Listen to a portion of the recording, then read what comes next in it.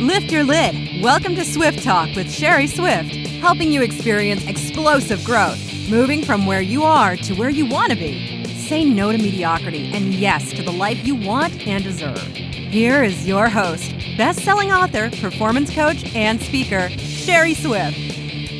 Welcome to Swift Talk with Sherry Swift. I am your host, Sherry Swift. We are continuing the conversation around all things real estate, and I would like to make a pit stop and talk about someplace near and dear to my heart, and something near and dear to my heart, Detroit real estate, where it is, where it's going, and how to get in on it. I'm joined today by Charles Ryan, associate broker and team leader for the Ryan Realty Group. Charles celebrates a long relationship with real estate sales and has watched the city grow and change over the years. He has so much valuable information to share, so let's bring him on in. Welcome to Swift Talk, Charles. Hey, Sherry. I am so excited about having you here today and so excited to chat with you about one of my favorite topics, the city and how it's coming back and the real estate opportunity, and to learn a little bit more about your real estate business and the relationship that you have with the city. So before we jump into talking too much about the city of Detroit, because I'm so excited about jumping in there, but before we talk about that, let's hear a little bit about how long have you been selling real estate and your practice and where you practice, Charles. Oh, thanks for that, Sherry. Pleasure to be on the call. Well, Sherry, I lead Ryan Realty Group. I partner with Keller Williams Realty, which I've been there for the last 4 years. I've been licensed since 2002. You got to think about it. We're 9 years pretty much since the market crash. Yeah. And the city of Detroit is really starting to come back very quickly. Yes. So where does your real estate practice? Where do you practice, Charles? Are you Southeast Michigan? Where do you sell? We service Southeastern Michigan. I have a focus on Wayne, Oakland, and Macomb County, but I am a Detroit-based agent. I focus on the historical areas of Detroit primarily. Okay. All right. So you've been selling for how long? What was your first year in the business? Well, I got started in 2002 as a real estate agent, but I got in and out the business the same year because I just didn't really want to take off like that as a real estate agent. I got my license in 2002 because I was buying properties and really didn't know what I was doing. So I took the real estate course just to get the deeper level of education so I can, just get more knowledge of the real estate industry as a whole. But I didn't intend on becoming an agent at that time. I really didn't begin practicing real estate until right around the market crash and on a resurgence in around 2010. In 2008 and 2009, the market was pretty quiet. There wasn't a lot of activity going on at that time. But as the bank foreclosures became prevalent, you had people that were focusing on Detroit for miles away. You had people from all over the world that were honing on and had their eyes set on Detroit and what it was going to become over the next few years and what it has become now. Let's talk for a second about the crash, right? Any of us who've been licensed, we both, that I'm a licensed realtor, not practicing because, my practice is coaching and training. And that's actually how you and I know one another, right? Absolutely. So we both were already practicing when the crash happened. Talk to me about what you experienced in the city. How did that impact the city of Detroit? Oh, it was a great impact on the city. At that time, during the market crash, where you had people just not knowing what to do, you had adjustable rate mortgages and people's house notes were ballooning to the point that they could no longer afford them. And at the time when the market first crashed, the banks didn't really have programs to assist the people. So people were, foreclosed on, evicted, just walked away from the homes because they were, great despair. They didn't know what to do. They were frustrated and just walked away. So that turned the city on its ear and really shined, had the lights out for a minute. We didn't know what direction the city was going to go in. When you had thousands and thousands and thousands of foreclosed homes in the city of Detroit alone. Yeah. So you spoke about your focus, and your team focuses on serving and supporting the historical areas. And, keep in mind, this is a nationally syndicated podcast that we're talking on right now. So talk to me a little bit about what those historical areas are. What are the historical areas in the city of Detroit where you guys focus? Well, sure. Boston Edison, the University District, Sherwood Forest, downtown Detroit, Midtown, Woodbridge, New Center area. I mean, Detroit has some of the greatest architecture for residential homes, not just in the United States, but in the world. You had, architects like Albert Kahn, who built many of these homes back in the early 1900s. And I mean, they just don't build them like that anymore. And there's still some wonderful structures that are still standing now, and they're super popular for everyone around the world. People that are relocating here to Detroit from out of the state, investors that are purchasing here from out of the country. I mean, it's just a great opportunity here in the city of Detroit. Yeah, absolutely. So tell me those areas that you just called out, and all absolutely, you are hard pressed to find homes that are better built with more beautiful detail than in all of these areas that you just named out. So how were those areas impacted specifically in the crash or during the crash? Well, during the crash in some of those areas in which some people may have had adjustable rate mortgages, back before the crash, property taxes also played a big factor in some of those areas that had higher annual tax rates. If someone had, $10,000 in taxes per year plus a couple $1,000 a month house note plus sometimes, it became pretty stressful for someone who would go from a $1,500 house note and you balloon up to a $2,500 house note or to a $3,000 house note when you include your taxes and insurance. And, at that time that they, purchased that home, or maybe some of them refinanced that home, they weren't educated to say, well, at some point in time, this monthly note is going to increase by 2 and 3 times. They didn't even think about it at that time because they didn't paint that picture for them. Right. So then in turn, we ended up with like dozens and dozens and hundreds of foreclosed homes, right? Thousands, yes. All across the city of Detroit, from the east side to the west side, the southwest. It was just, they've never seen anything like this in Detroit history. Detroit was one of the largest cities in the entire United States as far as the number of foreclosures that we had between the years of 2008 all the way through 2012 when the market started to increase. So we went through this whole period in the city. Well, it was a national epidemic, but especially, absolutely, but especially in certain cities, and it hit our city really hard. And so we went through this whole period where it was foreclosure and short sale, and people were buying up these beautiful mini mansions for all of $15. And I mean, I may be exaggerating just a little bit, right? I mean, not by much. Right. Exactly. So, people were purchasing these properties for little or nothing. And, what a wonderful, lucky day for them. And then something changed, right? So what's happening in the city right now? And I'm asking because there's so many people. And I love the fact that we are nationally syndicated and that there are people everywhere that are going to be listening to this. And the buzz about Detroit is happening, right? Absolutely. Tell me what's happening in those areas right now and what's happening with the values, what's happening with the Detroit real estate. Well, it's really exciting, Sherry. And what's going on in the city, you see a lot of new development. You have a lot of people that are developing new homes in the city. Brush Park, they have developments there. A lot of rehabs are going on. Again, like I said earlier, when you have these homes that were well built the way that they were, I mean, you can rehab that structure and still it has its integrity. Whereas some of the newer construction property, they don't stand up to the some of the architecture and the historical homes that we have in the city. There's new businesses open up in the city. The demand is there. People are coming here big time from all over the state of Michigan. Some people are relocating back to the city because their jobs may be downtown. But Detroit is just a cool place to be. And they're seeing that now, and then they're taking the chance and they're investing in the city. You have people that are investing in Detroit from all over the world.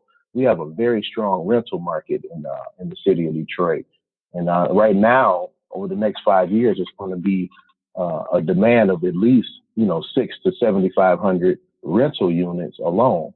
So that just lets you know the demand of what we have here in the city. So people are buying the houses, renovating them, whether they're renovating them to sell them to a first-time buyer or, to have it as a rental property. I mean, the demand is great here in our city. Yeah, yeah. And I think it's like you said, it has so much to do with the companies that are partnering with the city and that are bringing their businesses back to the city. I think I just read just a couple of days ago, is it Google that's coming back? Yeah, Google is having an office here. Yes, even when, Dan Gilbert, who moved Quicken Loans down to the city, I mean, he brought 3,600 employees to the city alone when he made the transition. Yeah. So it's a lot of businesses that are coming and they're seeing the opportunity and they're taking full advantage of it. Right, exactly. So it's a great time to buy real estate in the city of Detroit. And what I love is that here's the deal. It's a great time to buy real estate in the city of Detroit, not because it only costs $15, but because real estate in the city of Detroit is valuable again. What do you think? Absolutely, it is. I mean, people who had their eyes on Detroit for the last, I would say, 7 years. It takes the last 7 years. And just take, for instance, in the area like the University District, before the market crashed, the homes were valued up to close to $400,000 before the market crashed in 2007, 2008, and 2009. 2009 to 2010, you can easily pick up a home in the University District for well under $100,000. And now we're seeing values again close to that $400,000 range. And people were picking them up 10, 20, 30 at a time back when the market was crashed because they were so cheap. So they instantly were becoming rich. And it's not overnight, but it seems like it's overnight. If you think about it, 7 years is just a short period of time. Yes, it is. So do you find that most of those people still own those properties that were like racking up all those properties back during that time, or have they turned them over and sold them? Well, some of them have been turned over 3 and 4 times, but there are people who still have hefty portfolios with Detroit properties. And if anyone ever wants to take a look at the properties that are available in Detroit, they can visit my website at www.charlesryanhomes.com. And you can easily see what's still available, and the values are still great. Plenty of opportunity here in the city to still purchase rental properties. If you're a first-time buyer looking to buy a great home in the city, there's plenty of opportunity here. Okay, fantastic. Tell me a little bit about your business and talk to me a little bit about how your team partners with buyers and sellers to help them have a fantastic real estate experience. Yeah, well, the most important part that we have when we meet with our client is the consultation part. And that's where we get an idea of what their true wants and needs are. And from asking questions, and we help them self-discover, what they're really getting into this for. If they're for a long-time investment, a first-time buyer, or someone who wants to purchase multiple properties to build a dynamic real estate portfolio. I mean, the most important part is the consultation. And that's where we get an understanding on how I work and what you can expect from me and what I expect from you as well.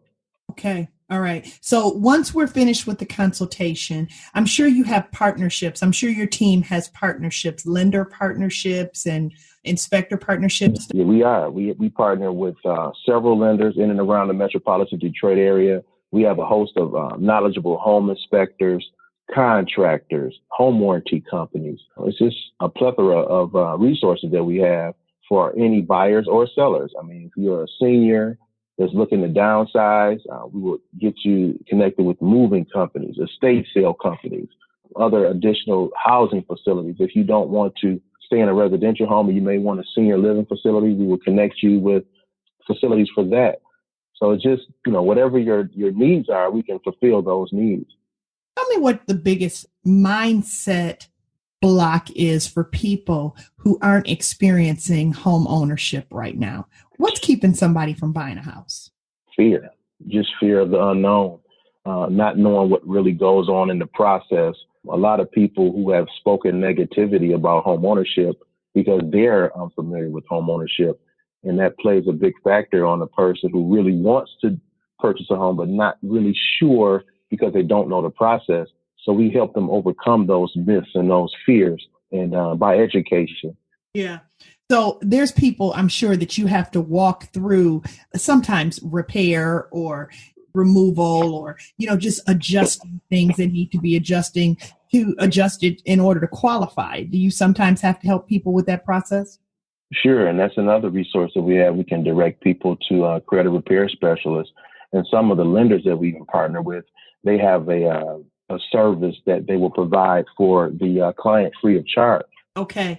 So what's the biggest misconception then? Once they get beyond, okay, well, maybe I can own a home. Maybe it is a great idea to buy. What's the biggest misconception with partnering with a specific real estate team or a specific realtor to get the job done? Why do you think so many people think it's a great idea to just kind of go about doing it themselves? Oh, because you have the internet now. Yeah, we have the internet now, and everyone thinks that they can go online and do a little bit of research, and what they read is true, and not necessarily. And you have other third-party websites that, I won't get off into the names, but, some of them, they have inaccurate information, or, the values are skewed, or the properties are just not there. So a person who, I would say in this day and age, at least 80% of people may begin their home search online. So for them to start their search online and just, the first few homes that they see and think, oh, I can get a home for, like you say, $15. But when you actually get out in the marketplace and see how competitive it is and what's really going on, it's a totally different story. It's very competitive right now because the demand is there and the inventory is just not as prevalent. The interest rates are super low. The banks are lending, so there's a ton of buyers looking, but there's not a lot of inventory right now. So I guess it really does make a difference who you've got representing you, that you have somebody representing you, who you have representing you, and that they're in the marketplace every day and they understand, right? Absolutely. You want someone that knows the market, and not just know the market, they actively work in the market. Because if I have to go out and prospect for new sellers for my buyers every day, rather than just depending on what's popping up on the MLS, I can better fulfill my clients' needs by being proactive. Yeah. So, okay, so now we've gotten beyond the fear of home ownership. I can own a home. If I have something that has to be repaired, I can repair it and get to home ownership. Piece of cake. Your team has people that's going to help them to get to where they need to get to in order to make any adjustments and repairs that they need to. You also have a consultative process, and you do a one-stop shop. So you're going to connect them to the right people, right? Educate them on the process from start to finish. Now, once they're in your car or you guys are out looking at properties, what is the misconception about the city of Detroit right now that keeps people from coming back or from buying in the city? I could say one of the biggest problems is that the school systems and the crime.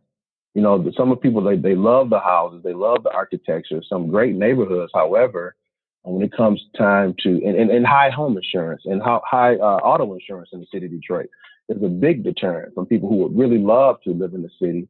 It turns them away, because if you have to send your kids to private school or take them, far distance away to have a great education, it's not an easy decision to buy a home in the city. Yeah, very true. What do we do about that? You have any opinion on that? Well, one thing we have to say something. I mean, nothing is ever done until you complain and ask and demand change. I mean, it starts with the people who are in the city. And once they demand change, and then you see the change happen, then other people will follow as well. Yeah, absolutely. I think that if it's not the city, and if we're not purchasing real estate in the city and in these fantastic areas of the city that we just talked about, what's another really hot area that you represent right now that you find that a lot of your buyers are seeking to get into right now? Well, some of the entry-level cities like Oak Park, Southfield, Redford, East Point, Warren, Harper Woods, any of those cities there that have homes that are for first-time buyers or just investors looking to have a great rental portfolio, those areas are hot too. It's not just the city, just Metro Detroit real estate as a whole is super hot right now. Whether you're in Royal Oak or Rochester, it's hot. All of our cities surrounding Detroit are hot right now. It's a great place to live right now, isn't it? It is, absolutely. And one of the best programs that they have for first-time buyers is the rehab loan. where the banks are willing to lend you the money to purchase the home, plus modernize it and rehab it to the way that you like it, you can't beat that. So, you've been in the business now for quite a few years, and you know that I'm a real estate coach, and you and I have coached together in the past, right? I feel like I'm totally honored to have been any part of your growth and becoming who you are and all of your success. If you could give one piece of advice to a real estate professional that's either looking to transition their business from where they are to the next level or looking to jump into the business, what would that piece of advice be for you? It would be to build the relationships. It's not about the homes. It's about the relationships that you build with your clients, your sphere of influence, just your family and friends. I mean, you want everyone to advocate for you that you're the best. So anyone that's in the business of real estate, the most important thing is just cultivating relationships every day. That's the number one part of the business that will make you successful, is the relationship building. Yeah. So tell me a little bit about what you do so differently for your clients. What sets you apart? What sets you out from all the other realtors in metropolitan Detroit and that's repping the D? Tell me a little bit about what makes your team different. Well, we just come from an approach on what's best for the client. I mean, it's not about me. It's not my opinion, although that, I'm here to advise. But at the end of the day, I have to be a great listener and attentive to my clients' needs. And that comes first before anything. Absolutely. So give me that website again. Where can people that are listening today, because I love the fact that you said, listen, my website has a portfolio of what's available right now, not just for investors, but for everyone. Where can they go to access that information, Charles?